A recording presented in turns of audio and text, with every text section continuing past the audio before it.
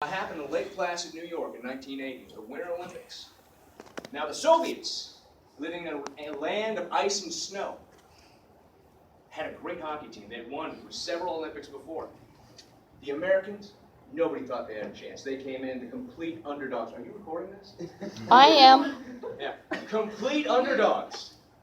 They came in, didn't have a shot in the world. The United States team, Herb Brooks, coach out of Minnesota, University of Minnesota, one of the greatest coaches of all time.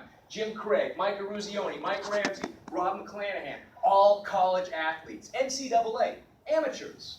The United States didn't send professionals. Nobody sent professionals at that time. But the USSR team, now they were amateurs.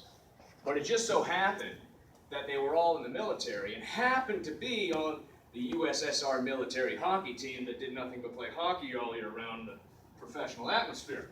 So, Viktor Tikhonov, Vladislav Tretiak, hands down the greatest goalie of his time. No doubt. Boris Nikolov, the captain, Vladimir Krutov, Sergei Makarov, great players. Absolutely great players. But, when it came down to it, the United States, going into that game, were able to beat what was considered at the time the greatest hockey team in the world. Yep. And why does it matter? Single-handedly, they caused the collapse of the Soviet Union. Now, it may have happened about 10 years later. It was a slow burn, but there is no doubt that this hockey game in 1980 caused the collapse. The U.S. were, of course, the underdogs. As I mentioned, they're all amateur college athletes, and the Soviet players were professional military hockey players. And hockey is the greatest sport in the world. So the game, first period ends 2-2. Russian coach goes insane. Pulls from the game the greatest goalie of his time, Vladislav Tretiak. Later, asked why he was pulled from the game, Tretiak, in broken English, says, "Coach crazy." Wait, what was that again? Coach crazy. Oh, yeah. Many people think if he hadn't pulled Tretiak from the game, the Russians would have won. But they go into the second period.